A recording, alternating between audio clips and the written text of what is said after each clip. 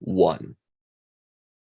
Hello, everyone, and welcome to the 127th episode of the Atlas Society Asks. My name is Jennifer Grossman. I go by JAG. I'm the CEO of the Atlas Society. We are the leading nonprofit organization introducing young people to the ideas of Ayn Rand in fun, creative ways, like our graphic novels and animated videos.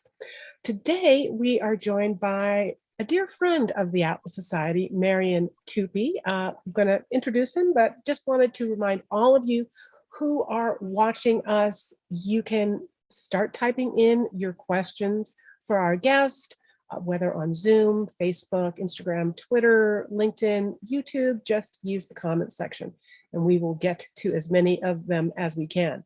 But I'll probably see yours first if you start typing early. All right, so our guest today, Marian Tupy, he is editor of humanprogress.org, a senior fellow at Cato's Center for Global Liberty and Prosperity. Now, Marian joined our senior scholar, Stephen Hicks, back in the summer of 2020 for the 10th episode of our webinar series to discuss his book, 10 Global Trends Every Smart Person Should Know. And so it's really great to have him back more than 2 years later to discuss his latest, Superabundance, the story of population growth, innovation, and human flourishing, in which he and his co-author Gail Hooley demolish the false premises of Malthusian-inspired scarcity and provide bold predictions of a bountiful future fueled by freedom, innovation, and trade. Marian, thank you for joining us. Thanks for having me. It's always delightful to see you. So now for those of you who missed Marian's premiere in this space, you may not know that he was born in communist Czechoslovakia. He moved with his parents to South Africa. He completed his studies in Great Britain, and then he moved to the United States. So I'm wondering, Marian, did living in those different countries, particularly in retrospect, give you a unique perspective on the kinds of systems and the kind of cultures that encourage progress and human flourishing? Sure. I think that I was an anti-socialist since about the age of 10, when I first was old enough to start perceiving what was happening around me in communist Czechoslovakia, with a heavy dose of advice and tutelage by my grandparents who were deeply anti-communist. I sort of always understood that I lived in a very strange place with no rights and where everything sucked, to use the technical term. Everything was just very, well, everybody was poor, everything was gray. Ayn Rand, I'm sure, had something to say about those sorts of things when she left Soviet Russia.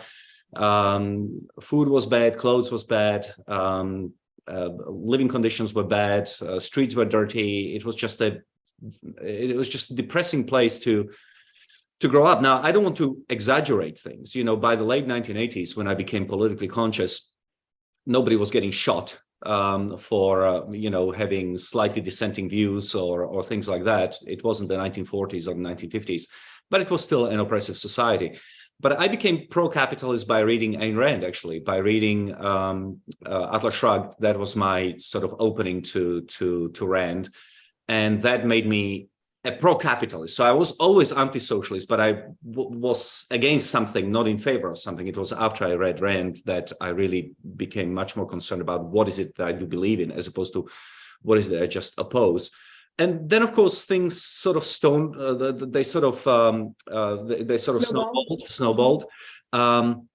I think that I was always interested in history, and especially economic history in college. And so I started to think more about the origins of prosperity. I mean, nobody has to explain poverty. We all get that because everybody was once poor. But there is this sliver of population that managed to escape from absolute poverty in somewhere in the 18th century, 19th centuries, the advanced Western countries. And so trying to understand the process by which prosperity happens became a bit of an obsession to me. So that's really my background. And of course, I also lived in Africa, where I saw a lot of poverty and a lot of oppression. So all of those things just made me much more interested in the causes for the wealth of nations. Yeah, no, it's interesting that you mentioned that Ayn Rand was your introduction, particularly as someone, as you say, who's been interested in history and interested in economics. It reminds me of my friend Jeffrey Tucker, who has said that before Ayn Rand, the battle for liberty was merely intellectual, and that after Ayn Rand, it was deeply spiritual. So the fact that she continues to be such an important gateway drug, if you will, to liberty is why I think it's important to continue to maintain and update and refresh that arsenal for liberty, which is what we do absolutely. at the Society. Yeah, having my eyes open to the notion that capitalism had a moral component to it was actually very important. So yeah. So let's talk about these two books. I was mentioning before we went live that folks, there's actually a pretty cool, is it orange and blue cover to this? I have the cover here in case anybody's okay. All right. So it looks like this. Yeah, kind of Bitcoiny there. But this book has gotten so much use around my house that it's now naked. It's like a nudist book. So this is the book, the 10 global trends every smart person should know. And then here's the new book. So very different. I'd love if you could tell us a little bit about the differences between the two books. Where is there overlap? And in what ways, if any, is Superabundance a departure? Well, 10 global trends, they are the most important trends, obviously, but there's actually 78 different trends that pertaining to all sorts of aspects of human well-being. We try to measure in the first book human well-being along many different dimensions, life expectancy, child mortality, incomes per capita, and so on and so forth. And we try to deliberately keep it theory-free, just facts with a little bit of explanation as to what people are looking at when they are checking out the different charts. The second book is much more of a heavy lift, to be quite honest. It is full of history. It is full of economics. It is full of data. So it is meant, I think, for a different type of audience, people who are much more interested in delving in depth into one of the subjects. I mean, trend number 3 in the first book deals with natural resources. And here we have a 550-page book devoted to just that one trend, and trying to understand how is it possible that global population keeps on expanding, but raw materials are becoming cheaper. Basically, that's the idea behind the new book. So it's a much more academic book. It is written in a style that anybody can read. Anybody who reads, God forbid, New York Times, Washington Post, but maybe I should say Wall Street Journal, which I do, then can read this very easily. So the inspiration, if I understand correctly, your research into this book began with looking at updating Julian Simon's famous wager with biologists and environmentalists about whether the price of 5 commodities, metals, would rise or fall. So for those unfamiliar, I think most of our audience is familiar, but we cast a wide net here. So perhaps you could start with a level set in terms of the terms and the outcomes of the wager, and then share in what ways you sought to update it. Sure. So people have been wondering about the relationship between population growth and resources for a very long time. But in recent history, the big break was in 1968, a Stanford University biologist by the name of Paul Ehrlich. He's still alive, by the way, wrote a very important, very influential, and very popular book called The Population Bomb. It sold like 3 million copies, was translated into goodness knows how many languages. And in the book, Paul Ehrlich basically said, no matter what we do, no matter how we change our behavior, by the 1970s and the 1980s, hundreds of millions of people are going to die due to starvation because we are simply going to run out of stuff. Now, that obviously didn't happen. But most people believed that it would happen. One person who didn't believe that it would happen was Julian Simon, who was an economist at University of Maryland and also a senior fellow at Cato. And he, in 1980, challenged Paul Ehrlich to a wager. Ehrlich chose 5 metals. They are tin, nickel, tungsten, copper, and chromium. Ehrlich chose them, not Simon. Ehrlich chose them. And basically, they did a futures contract for $1,000 and a 10-year period. So if in 1990 prices of resources went up, even as population went up, so the prediction by Ehrlich was that population was going to grow, and therefore commodities were going to become more expensive, and therefore the price would grow. Then Simon would have to pay Ehrlich. If, on the other hand, Simon's prediction was correct, which is that with increase of population, commodities were actually going to decline in price, then Ehrlich would pay Simon. Well, in 10 years' time, the wager came to an end on 29th of September 1990. And the average of those 5 commodities fell by 36% in inflation-adjusted terms. So Ehrlich sent Simon a check for $576. Mm-hmm. Now, that should have been the end of the debate, but it wasn't. Even though the intelligentsia has moved a little bit away from we are going to run out of natural resources, the fact is that the public is still very much wedded to the Malthusian or Ehrlichian principles, thinking that if you have a bigger population, you are going to run out of resources. People are making, we know that from public opinion polls, which are included in the book. People are making decisions about having children or not having children, depending on, are we going to run out of resources? But it permeates the public opinion, and we know that because a disproportionate number of the recent mass shootings around the world happened based on Malthusian principles. So Andreas Breivik, who shot up those school children in Norway, for example, left behind him a Malthusian manifesto. From him, there was a guy called Tarrant in New Zealand who learned from him, and he left behind him a Malthusian manifesto. He also shot a bunch of people. And then most recently, we had a mass shooting of 22 people in El Paso in New Mexico. I think it's New Mexico.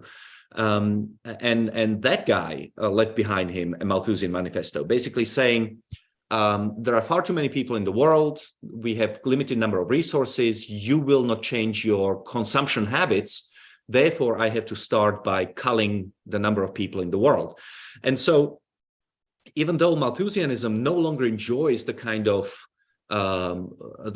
unquestioning acceptance amongst intellectuals that it once did, that sort of notion has not penetrated down to the level of ordinary people. And to make things worse, many people who are very much on people's minds when they watch TV and so on are still wedded to Malthusian principles. Only 2 years ago, Bill Maher, for example, on a very popular show, The Real Time with Bill Maher, talked about how human beings use too much stuff and we have too many people in the world. So there is that sort of anti-humanist, anti-natalist element that still permeates society. So I did a paper updating the Simon Ehrlich wager to 2017, and then I got a call from a man who would then later become my co-author, Gail Pooley, and he said, what would happen if you looked at the terms of the wager from the perspective of wages? In other words, don't just adjust for inflation. See what's happening to people's wages. And when we looked at that, we found that Simon would have won by 40%, not by 36%. And that has given rise to this concept of time prices that we can talk about later. Yeah, well, let's talk about it now, because I think that is perhaps one of the biggest innovations of your book in terms of trying to measure not just how much this costs in inflation-adjusted dollars, but how much time it costs to be able to afford, let's say, an hour of light or a pound of sugar. And I'm still a little bit curious on how you chose, like from what perspective, right? Because if you're an extremely productive person, wouldn't it take you less time to earn those same things? And so tell us a little bit about how the framework functions. Sure. So let's start with time prices. What are time prices? Time prices are basically how many minutes or hours of work you have to work in order to earn enough money to buy something. And if in 10 years' time, the number of minutes falls from 5 to 4 or to 3, then you're getting better off in life. Now, why would this be an innovation? Why would anybody be interested in this? Everybody who listens to your program will know everything about nominal prices. That's the prices you see in a store. And they will also understand that in order to comprehend whether something is getting more expensive or less expensive, you have to adjust it for inflation. And that's when you get from nominal prices to real prices. The problem with both nominal prices and real prices is that they do not account to what is happening in your wallet. They do not take into account the productivity gains in human labor. So if you're looking at an item, let's say a can of water or can of Coke over a period of 20 years, well, it can tell you that in terms of real price, it hasn't changed, or it has slightly increased or slightly fell. But if your wages in those 20 years time, in those 20 years have increased twofold or threefold, then of course you're getting ahead in life at a much faster pace than the real price would suggest. So let me give you an example of a time price. So let's say that you're buying a Hershey bar, it costs you $1 and you're making $10 an hour. Well, that means that you can get 10 Hershey bars for an hour of labor, or you have to work, or to put it differently, you have to work 6 minutes. Now, let's say that in 10 years' time, the Hershey bar has increased to $2 a Hershey bar. But in the meantime, your wages have increased from $10 to $30. So now you're getting 15 Hershey bars and you are working only 4 minutes. So from 6 minutes to 4 minutes, you are saving 2 minutes. And that time you can spend doing something else, earning money to buy a chewing gum. And this is ultimately how economy functions. This is ultimately how what we mean when we say productivity gain, right? The reason why we are so rich today in the United States is because we are not spending all of our time working in the fields to be able to buy a pound of barley or wheat. We can now spend those 8 hours in a day spending maybe a fraction of a second buying a pound of barley, but the rest of the time that we work, we buy books and trips and cars and houses and things like that. That's basically productivity. And the thing is that productivity gains get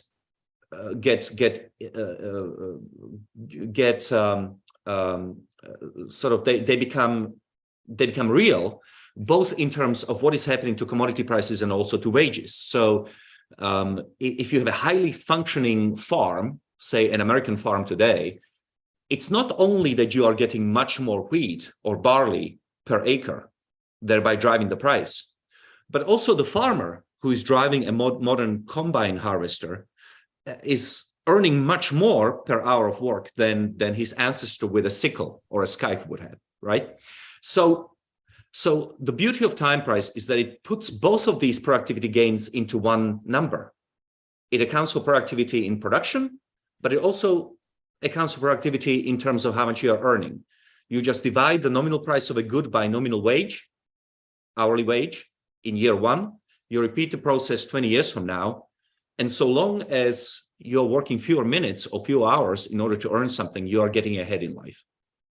Oh, then you asked a question about how do we account for inequality? In other words, yeah, right. Yeah. So it might take one person 6 minutes of work to buy a Hershey bar, but it would take somebody else 0.006 seconds. And, you know, if they're highly productive and what they're contributing to the economy is highly valued in terms of their remuneration. That's right. So in this book, we only look at blue collar worker hourly wage, that's our denominator, and also unskilled worker in the United States. So we use two denominators: manufacturing labor, somebody making cars in the US, or an unskilled labor, somebody like janitor. Now, why would we do that? Because every time that I used average wage in the United States, I get attacked constantly by saying, oh my God, inequality in America is so huge that you are skewing your impression of standards of living by the sorts of money earned by somebody like Elon Musk or Jeff Bezos, right? In other words, when you try to do this with just an average income, average hourly wage, the opponents of progress, the opponents of capitalism will immediately dismiss that by saying that doesn't tell you anything about lives of real people at the bottom of the income ladder, right? And so from the get-go, we were determined to use only wages of people at the very bottom of the income ladder, because that sort of insulates us against criticism. It really provides you with a window onto the lives of the least fortunate working people in America. Well, yeah. So I guess, folks, when you're reading this book, keep in mind that if you are anywhere further along the economic ladder than somebody, working in an unskilled job, then your perspective is even more positive in terms of your gains. Let's get to the title of the book, Superabundance. You're not just using it as a superlative, but as a specific term to describe, if I understand, when the growth in resources outpaces increasing population growth. Is that correct? And how do you measure that relationship? Yeah, you got it exactly right. So remember the Simon Ehrlich wager. Ehrlich was saying that when population increases, everything becomes more expensive. Okay, we know that Ehrlich was wrong. We have been able to show in the book that everything is getting cheaper relative to labor cost, relative to time price. But now, abundance of wheat, barley, oranges, beef, bananas, zinc, uranium, anything that we looked at hundreds of things, can increase at 3 different speeds. It can increase at a slower rate than population growth. So let's say population grows at 2%, but your abundance is only increasing at 1%. We just call that increasing abundance. Also, population and abundance can increase at the same rate, so 3%, 3%. But what we find is that in every case we looked at, abundance is increasing at a higher rate than population. And that tells us that on average, every human being brings into the world more productivity, more knowledge, more new technological advance. Basically, we create more than we consume. Otherwise, you wouldn't see this relationship. But when you see population growing at, say, 2% and abundance at a higher rate, then you can say that, as a matter of fact, human beings create more than they destroy or consume. Wow, that is a massive paradigm shift in terms of how to understand not just our place in the world, but also how to even think about resources, and understanding that humans are the ultimate resource in terms of turning natural materials into things that we need and we can use. Yeah, and Simon was the original genius here. I cannot take credit for that. Simon was the one who coined the phrase that humans are the ultimate resource. We hope to have taken the book. We are building on his work. I think that we are contributing new things to it. But he was the one who had the cojones and the foresight to be able to go against the zeitgeist of his time by declaring that human beings are creators rather than just destroyers. And that's important because the world is filled with anti-humanist, antinatalist sort of feeling. I mean, you can't open a newspaper without some crazy academic writing an article about how the world would be better off without any humans in it, which is ridiculous, because without humans, who is going to appreciate the planet in the first place? The animals don't care. They are there to, eat, have sex, and not be eaten by other animals. But they don't have an aesthetic appreciation of the world. Only we do. And in the book, we point to example after example after example of people who just believe that we are cancer on the planet, and we just completely reject that. And we have math on our side, thank God. Yes, yes. Well, you gave some examples, very disturbing examples earlier on about so many of the mass shootings having been inspired by this premise that humans are a cancer on the earth and that we are going to overwhelm the planet's ability to sustain us. And of course, there are also really horrific and lethal consequences in terms of how that thinking translates into public policy. And it seemed that one of the examples of that would be China's one-child policy, which prevented the births of at least 400 million Chinese. So what are some of the negative consequences of that kind of policy, of that kind of birth limiting, population control policy with regards to progress? Right. So if you believe, as we do, and we can talk about it a little bit later, that, humans are the only entity capable of producing new ideas. Maybe at some point in the future, Elon will succeed in creating AI or somebody else. But right now, ideas are a product of the human mind. And there is only a small fraction of humans who actually invent or innovate anything. And so if you have a small population of, say, 1 billion people, like we did in 1800 when Thomas Jefferson was president, then that number of innovators and inventors is going to be much smaller than when you have a population of 8 billion people, like we have today. Gosh, where was I going with this? Oh, so the thing is that between 1978 and 2015, China ran this one-child policy, and they are very boastful that they have prevented the birth of, they either killed or aborted or prevented from conception about 400 million people. Now, that turns out to be a spectacular shot in the foot, which is exactly what you would expect from a communist regime, for a variety of reasons. One is that, of course, if they hadn't done that, China wouldn't have run out of resources, but they would have had 400 million additional people with which to power their economy and create more economic growth. Can I jump in there? Sure. Because, that it's not just population, it's not just a bunch of people, as you have described in the book, it's population plus freedom. Yeah. And, they had this policy at a time when there was, even less freedom in China than there is today. And so I wonder if under communism, actually, because you're not going to have increasing abundance necessarily, that kind of policy actually makes sense, because you might have your Edisons, you might have your Elon Musks, you might have your John Galts and Hank Reardons and Dagny Taggarts, but they all turn into Kira Argonovas when they live under communism, and their only choice is to die or to flee. Yes, so of course you're right, and I would have come back to this subject later on. Is that superabundance equals population times freedom. Freedom is absolutely crucial.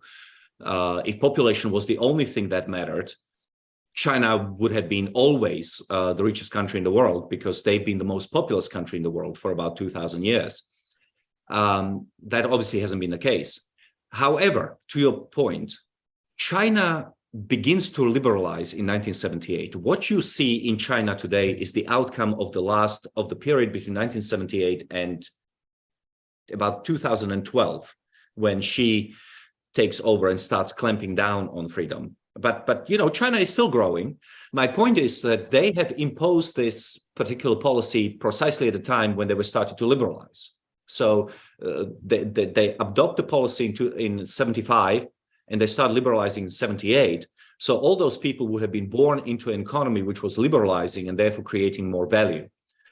The other negative consequences, aside from economic growth, that the Chinese haven't enjoyed was the fact that Chinese parents have a preference for males over females. And so in the first decade of this century, you ended up with a very skewed gender ratio of about 120 men to every 100 women in China, which meant that 20% of Chinese men never had the hope of marrying a Chinese woman. And there are good sociological studies showing that men who are not married and who have no prospect of getting married then turn to crime. So that was another thing.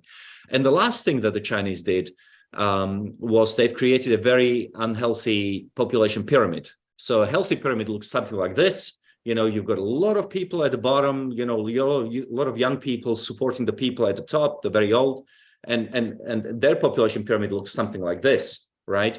Whereby they have this huge gap of people who are not born, and therefore there are going to be millions of jobs in China that cannot be filled by Chinese workers because there is nobody to work. And plus, whatever the commitments that the Chinese government has made to the future generations of retirees and whatever, that too will have to be revisited because you are going to have fewer taxpayers.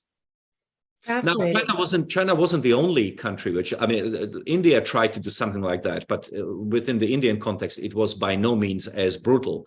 But tens of thousands of men and women got forcibly sterilized against having children. So there was a thing happening in in India at the same time.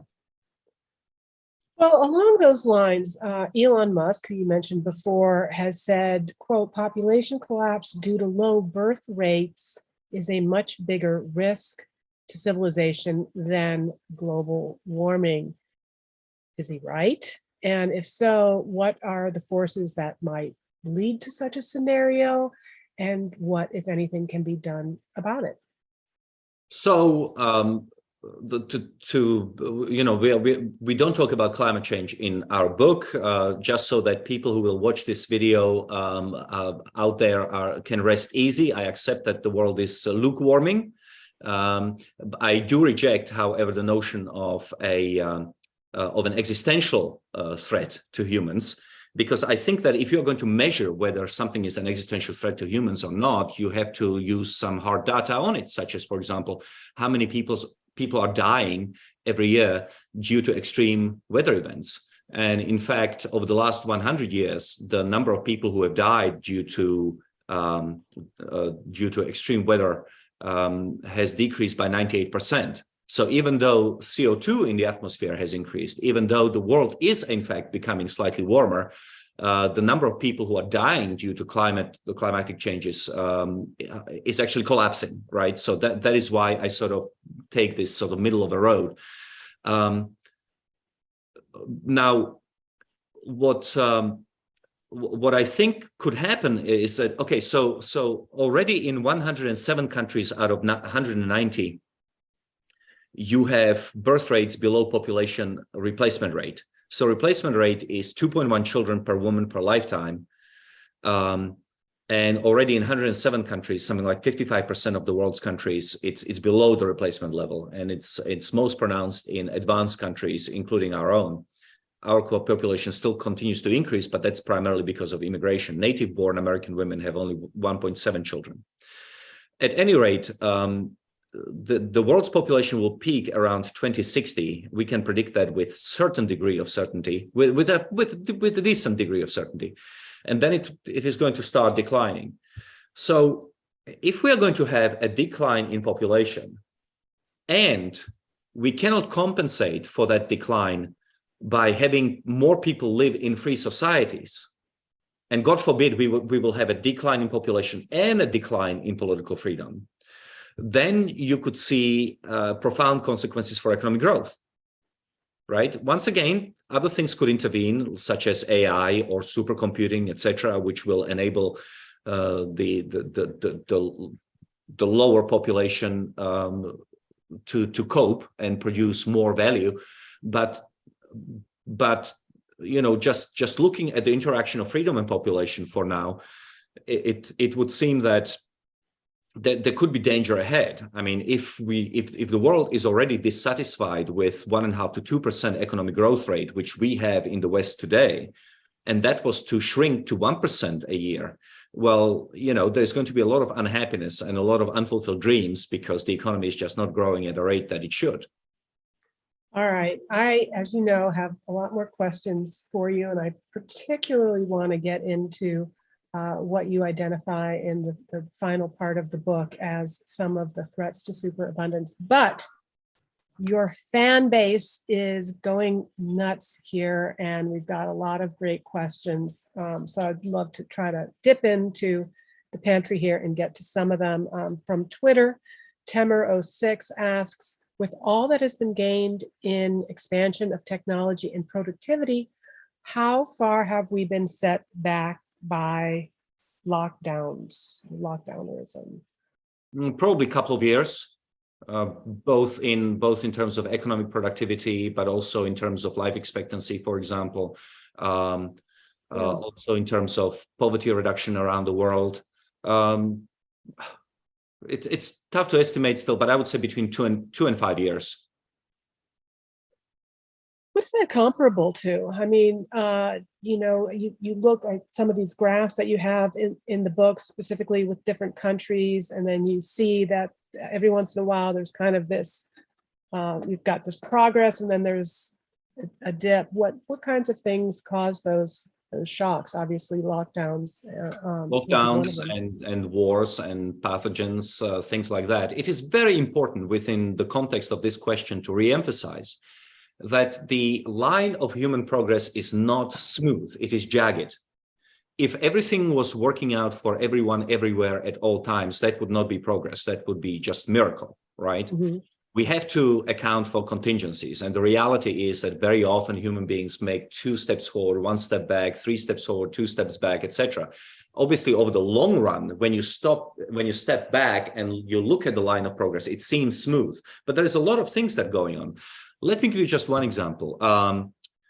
20th century was the bloodiest century in human history. Certainly more people have died due to communism and Nazism, the Holocaust, the Holodomor, and whatever, than at any other period in history. And yet, at the end of that history, as a species, we were richer than in 1900.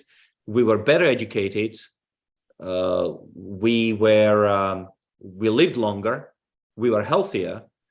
We had more political rights. Certainly, women were much better treated in 2000 than they were in 1900. So the point is that even during that century of tremendous bloodshed, we still somehow managed to end that century in a better place than when we started. So that gives you a sense of both the 2 steps forward, 1 step back, but also the resilience of the species to cope and to move forward, so long as a certain fraction of humanity is able to live in freedom and come up with all of these technological changes which drive human progress forward. All right, on Instagram, My Modern Galt asks, do you think Americans in the West have had it too good to recognize and appreciate their prosperity? And I would append to that something that you talk about in the book, and that I've heard you talk about in some of your interviews. Envy and gratitude are both 2 pretty significant themes for us here at the Atlas Society. And you have a kind of formulation to talk about how your different perspective, if you compare yourself to others or you compare yourself to an ideal utopian fantasy, that engenders envy and resentment, but comparing yourself to the past and how far you've come engender gratitude. So how did you come up with that? I thought that was pretty neat.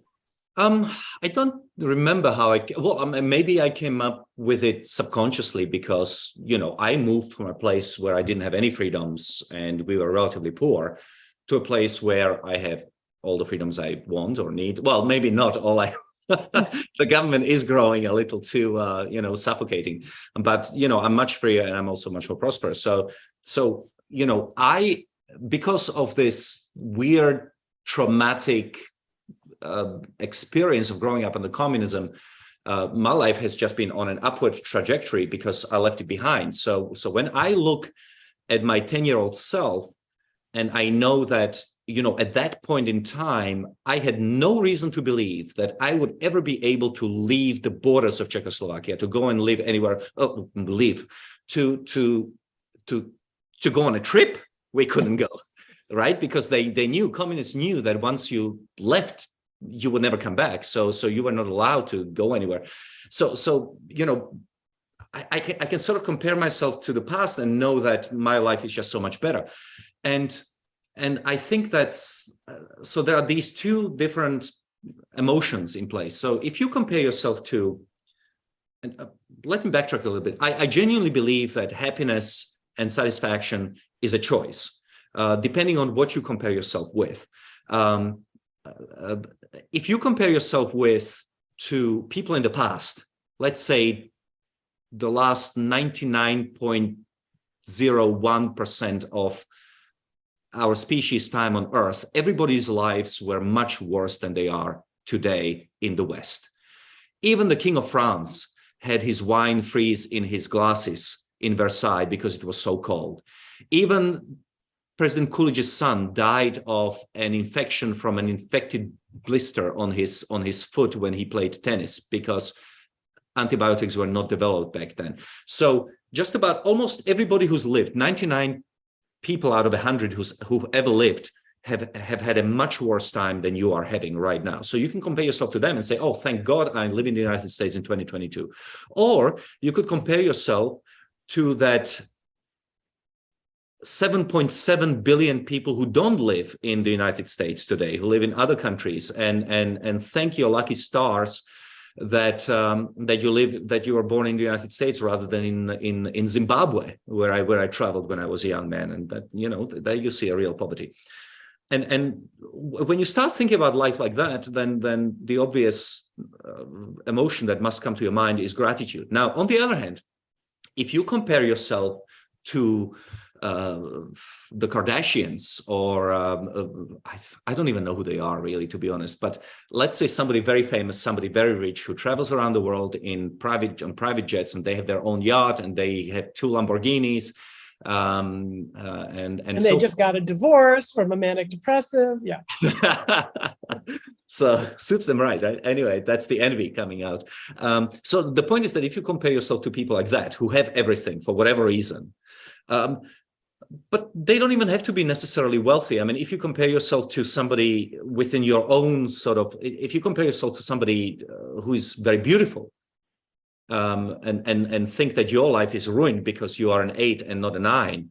If I compare myself to Roger Federer, I'm a tennis player. I love tennis, but I'm horrible compared to Roger Federer. If he is my comparison, that I cannot be but resentful. Oh God, how did you make it possible that I cannot hit a proper backhand?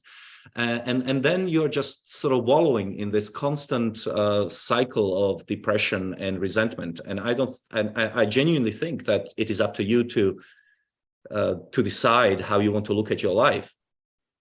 Yeah, I love that what you said, that happiness is a choice. And I think from an objectivist perspective, that it's not just that feeling envy and resentment is icky and certainly not as much fun. It's not as agreeable as feeling grateful, but there's something about, I think, having a realistic perspective of all of the things that you have going for you just is much more empowering, because it gives you more ballast for when those shocks and when those obstacles and reversals come. But I think that Ayn Rand would also agree that another way in which you can be grateful is to look at your past and see if you have progressed, if you have built yourself up, if you have succeeded. Then that's also another way in which you don't have to constantly compare yourself to other people, be they yesterday or be they richer people. You can also compare yourself to yourself in the past And if in the last 10 years you got a big raise or finished a degree, or got a better job, or married or reached some other important goal, that's also a very good way of doing it. Yes, as long as you are progressing. Otherwise, I think that could be a bit discouraging.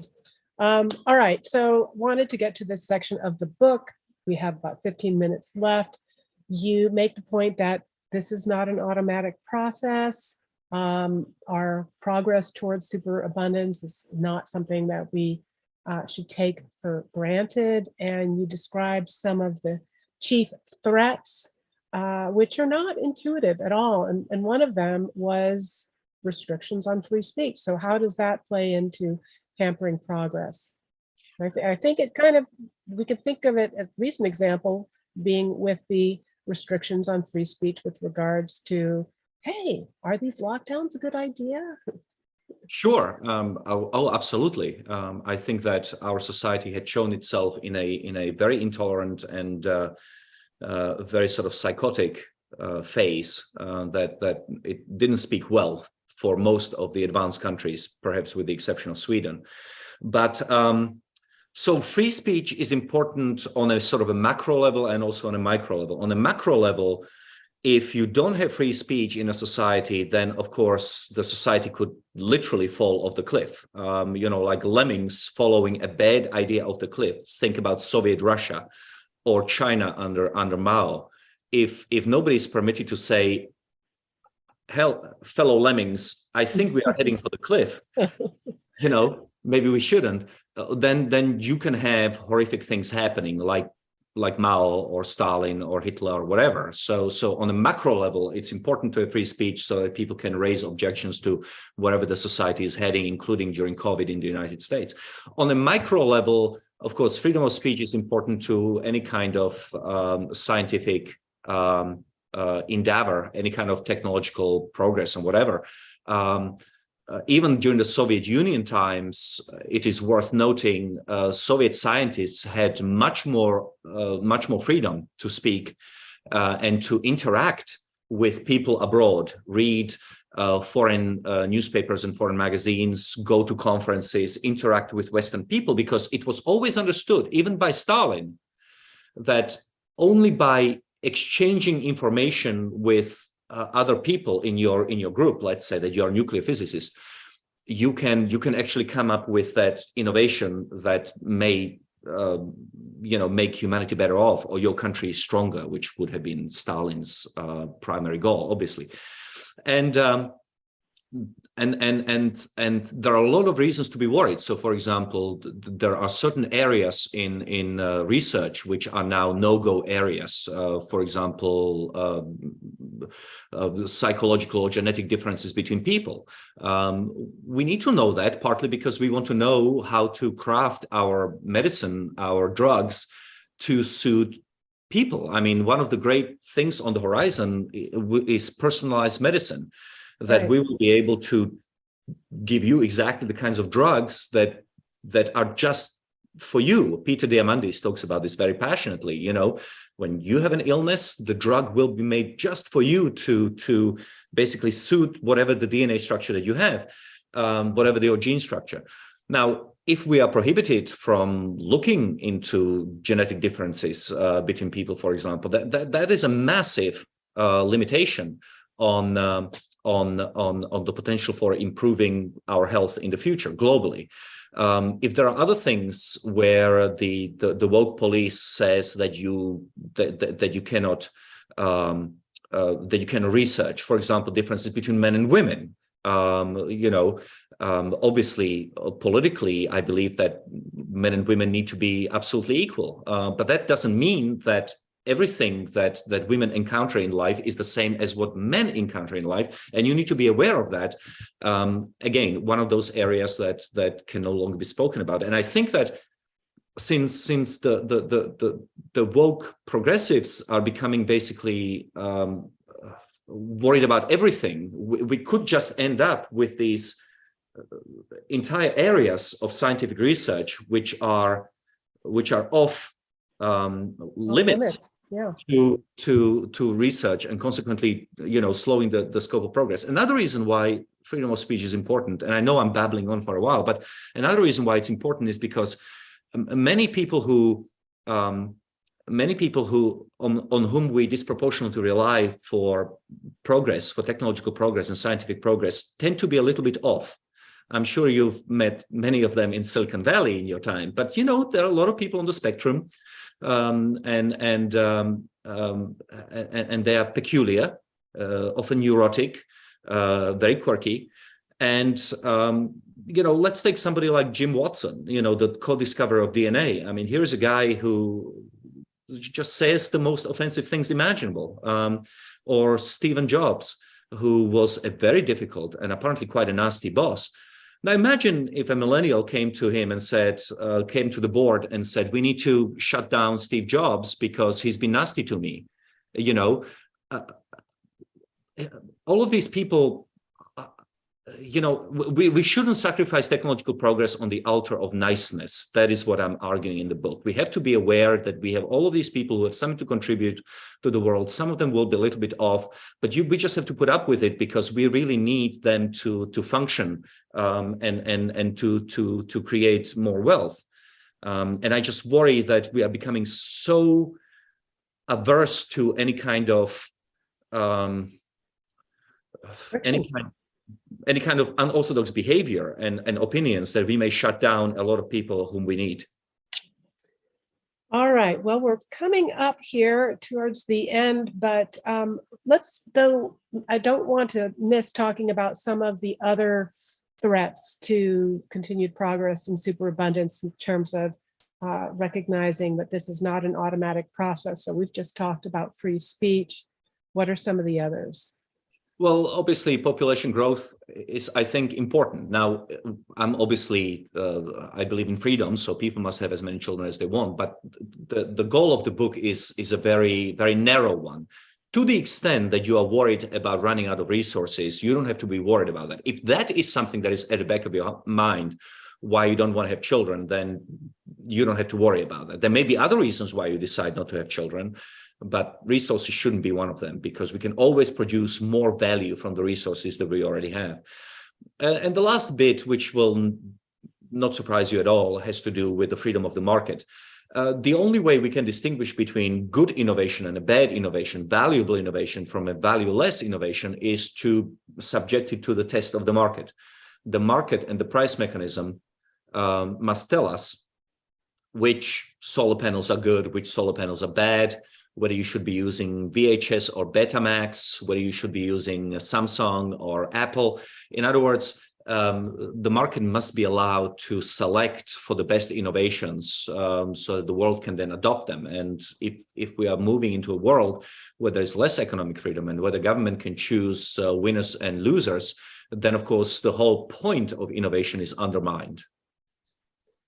All right. Well, one threat as well, of course, is bad philosophy and bad values that can lead, whether, through kind of hubris of central planners or through populist democracy, is again bad values. So maybe we could close with one of the observations that I've heard you make, which again is quite sort of singular and insightful. You've said that inequality is the midwife of progress.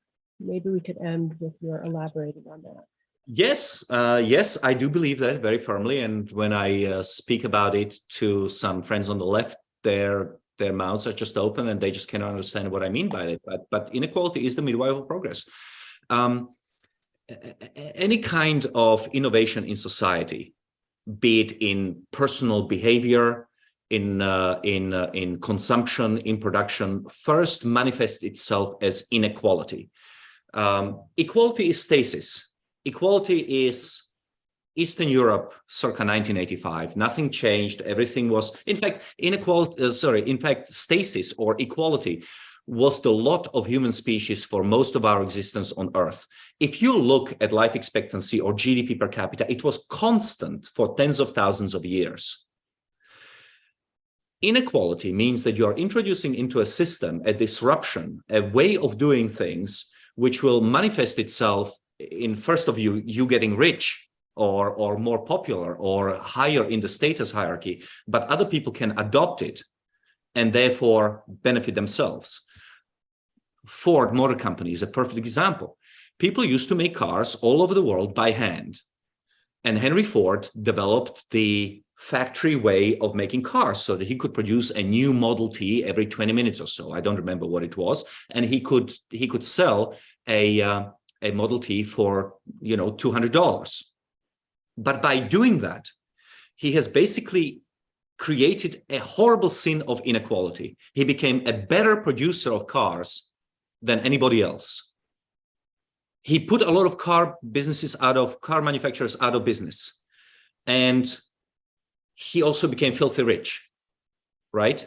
But it was that point when he stopped doing things equally or the same way. Equality is just sameness, right? In the way that I use it, in the same way that he was able to disrupt the process and move the world forward. It's the same thing that you could say about, I don't know, personal behavior. If you are surrounded by people who are drunkards, but you are the one who is semi-drunk or maybe sober and puts away the money and invests in the stock market and can retire at the age of 65 on $2 or $3 or $4 million. That also is an inequality of behavior, but it signals to the rest of the population that if they embrace that kind of behavior, they themselves can benefit. So whether you look at personal behavior or production or consumption or anything else, it's by leaving the herd and doing something new, which both creates inequality, but also moves people forward.